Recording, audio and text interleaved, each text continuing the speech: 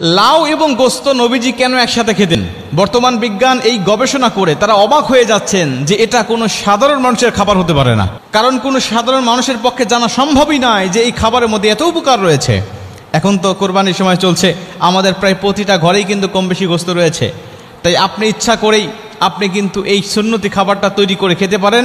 একদিকে একটা সুন্নত আদায় হবে, অন্যদিকে আপনার শরীরের মধ্যে যে উপকারটা ঢুকবে আপনি অবাক হয়ে যাবেন বর্তমান বিজ্ঞানের সম্বন্ধে কি বলছে।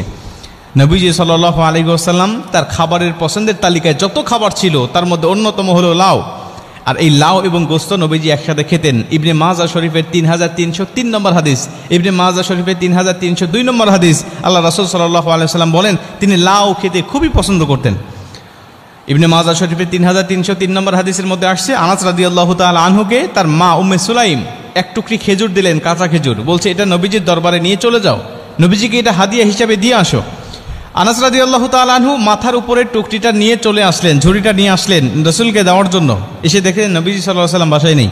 জিজ্ঞাসা করলেন কোথায় গিয়েছে? বলছে পাশেই মুক্ত দাসের বাড়িতে দাওয়াত খাওয়ার জন্য গিয়েছে।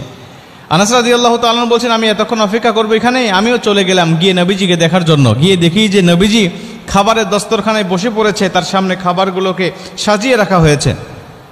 আমাকে দেখে বাড়ির মালিক বলছেন আনাস তুমি এসেছো, তুমিও বসো, নবীজির সাথে খেয়ে তুমিও চলে যাবে। আমি বসে বললাম, নবীজি আমাকে ইশারা করলেন, আমি বসলাম। নবীজিকে দেখলাম যে তার সামনে খাবারগুলো সাজানো হয়েছে, তার খাবারের তালিকায় অন্যতম একটি খাবার রয়েছে, সেটা হলো লাউ এবং গোস্ত একসাথে রান্না করা। নবীজি সব খাবার রেখে দিয়ে লাউ এবং গোস্তগুলো একটা কাছে টেনে নিয়ে তিনি লাউগুলো বেছে বেছে তিনি খাচ্ছেন। আমি বুঝলাম যে নবীজির মনে হয় খুবই পছন্দনীয়। আমিও বেছে বেছে নবীজির পাতে থালে আমি এগুলোকে উঠায় দিতে লাগলাম। নবীজি খুব তৃপ্তি সহকারে খেলেন এবং নবীজি সাল্লাল্লাহু আলাইহি ওয়াসাল্লাম খাবার শেষ করলেন, আমিও খাবার শেষ করলাম।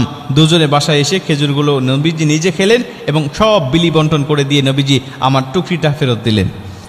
এই হাদিস থেকে প্রমাণ হয় যে নবীজি সাল্লাল্লাহু আলাইহি ওয়াসাল্লাম লাউ এবং গোস্ত একসাথে খেতে পছন্দ করতেন এবং লাউটা খুবই পছন্দ করতেন, ভালোবাসতেন।